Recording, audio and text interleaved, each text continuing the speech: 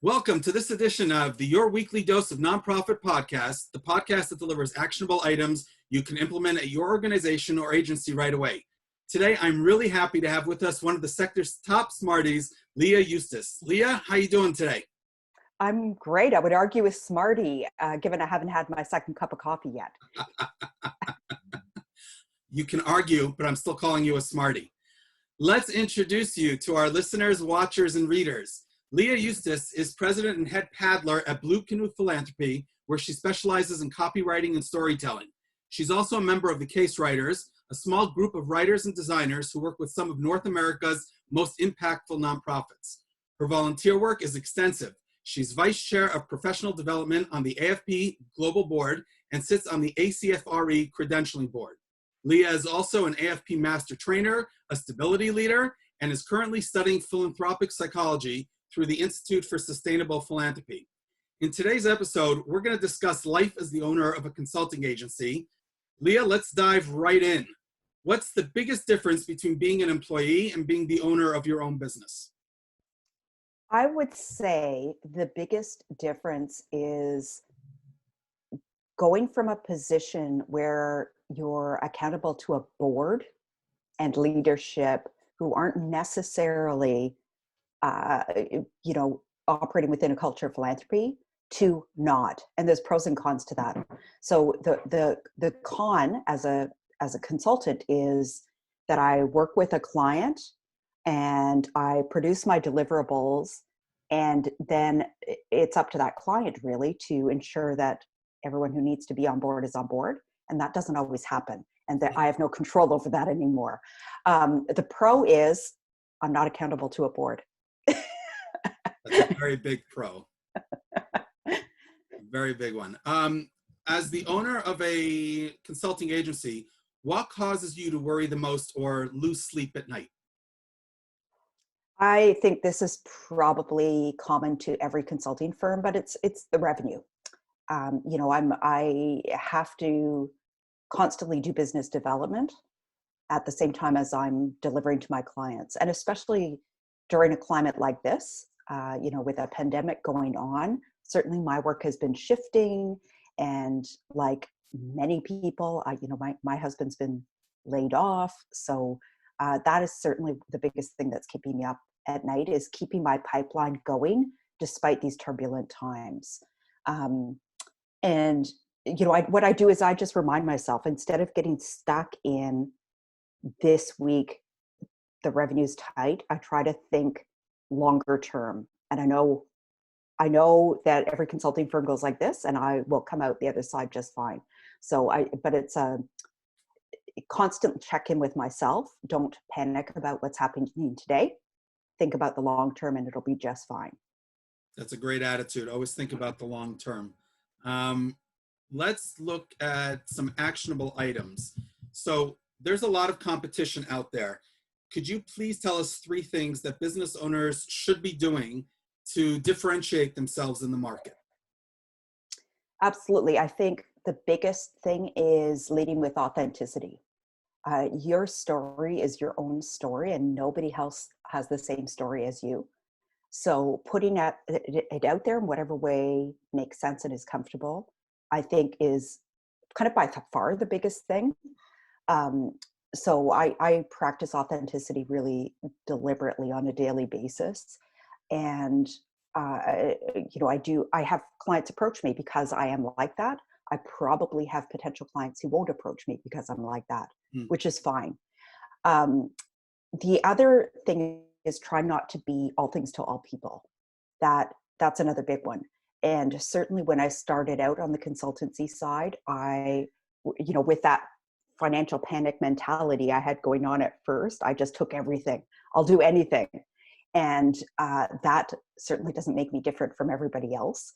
So I've deliberately over the last couple of years narrowed in my focus to the 3 things that I think I'm really excellent at, that there's a market for, and that people will pay me for. That it took me 2 years to do that. I think certainly as a single solopreneur business owner, it was really hard to say no at first. So, that's something I've had to practice over the years. That's 2 things, not 3. Is that okay? That is perfectly fine because both of those are very, very important for all small business owners to know and definitely to practice. So an employee who's considering setting up their own shop, what should they take into consideration? Or let's sharpen it a little bit.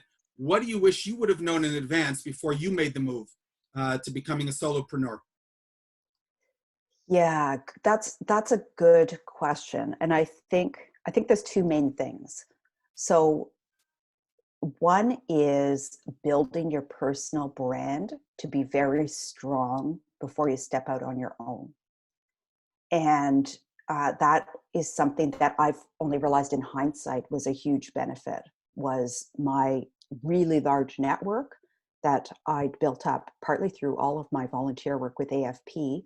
All of my first clients came from my AFP network.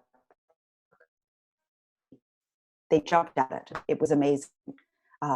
Friends and colleagues um, bringing me business right from the start.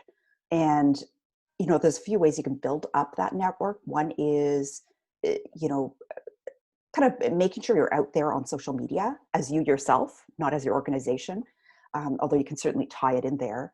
Doing things like, for me, LinkedIn is a huge source of network and referrals and so on. So being deliberate about what I would post, doing blog posts that go up onto LinkedIn and just building. You want to be sure you have that really solid base to start from before you jump out on your own. I think the other thing that really has benefited me now was the fact that I was actually with a larger agency for 12 years before I went out on my own.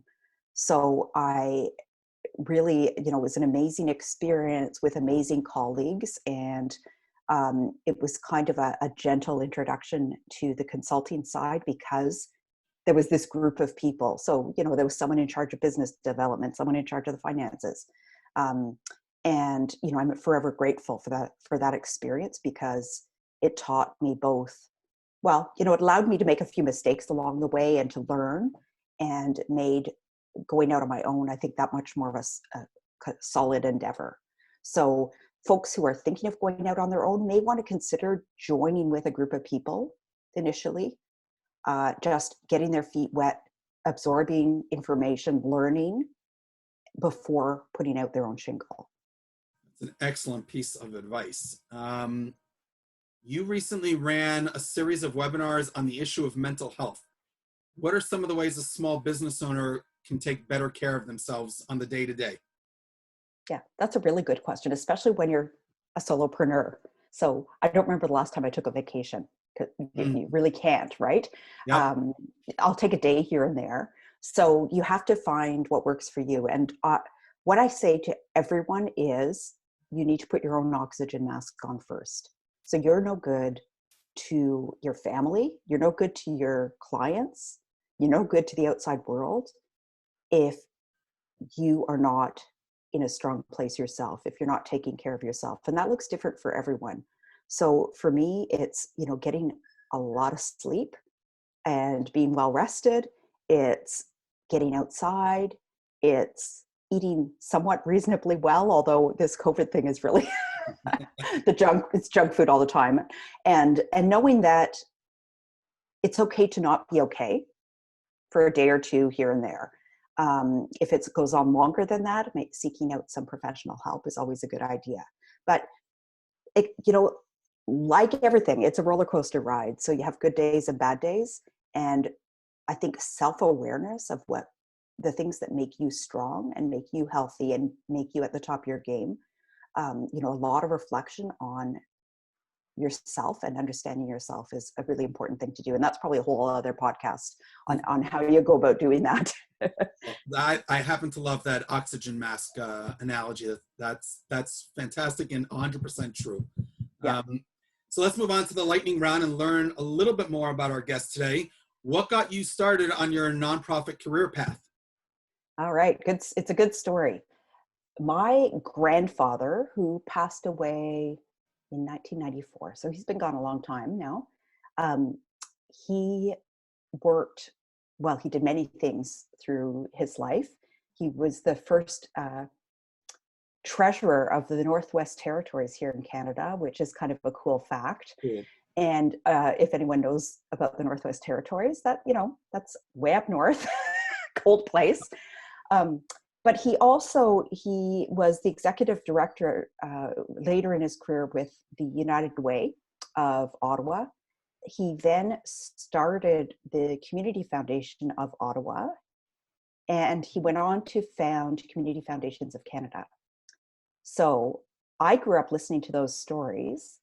Then my mother, along the way, did various things, but she became his executive assistant at the Community Foundation of Ottawa. And fast forward, she was the president and CEO of the Ottawa Community Foundation for 27 years before she retired a number of years ago. So I was living and breathing this stuff. And you're kind of floundering and wondering, you know, what am I going to do with this degree that is sort of meaningless? Naturally, you often turn to your parents and their network of people, and their network was all nonprofits. So that's how it started. It's in my blood. I really have never done anything else. Third generation. I love it. Yep. If you could shake up one thing in the nonprofit world, what would it be? Oh boy, that's a tough question. Yeah. I would say it's not a shakeup, it's a look back. So many nonprofits have forgotten the basic fundamentals of treating our donors well and treating them with care, and have moved on partly from outside pressure, you know, the leadership, the board, everyone, you know, we need younger donors, go after those millennials. We need to fundraise on social media.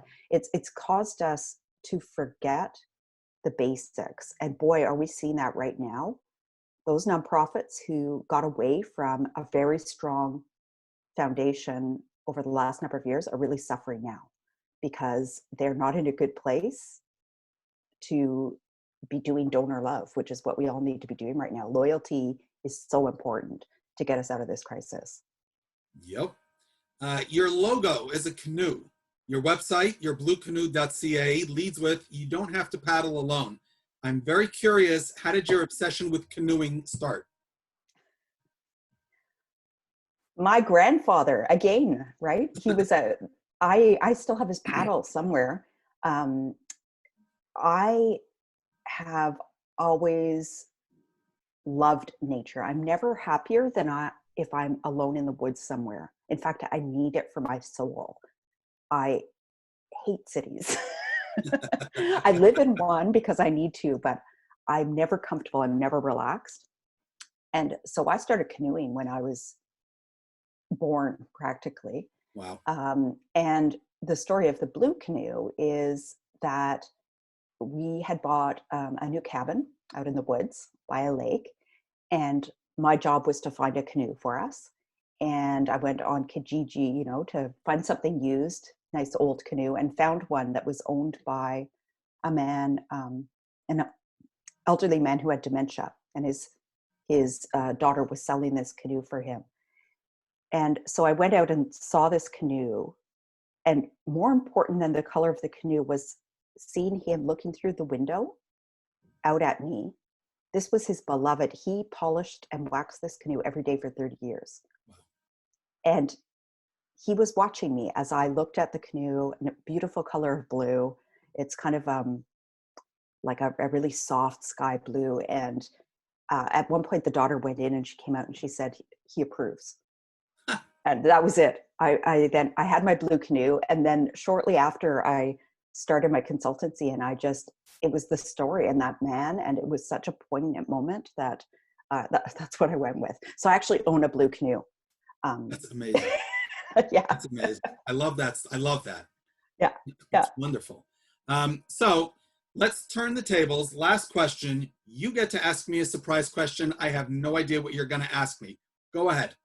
I don't know what I'm going to ask you either, but I'll think so. So what I would like to know from you is how you started how did you start in fundraising and nonprofit? Did you have like a pivotal moment? Nope. I'm going to tell something that our listeners heard 3 minutes ago. My grandfather was a nonprofit executive and fundraiser. My father, nonprofit executive and fundraiser, and it ended up in my blood. But just so you know, I have told my kids in no uncertain terms, it kind of ends with my generation. We're done with this sector. Not that we're done with the sector, but I want them to try something outside the nonprofit sector as a profession. Let's put it that way. Well, isn't that cool? We didn't know we had that in common. Now we do. That is correct. So yes, amazing. It's in both of our bloods.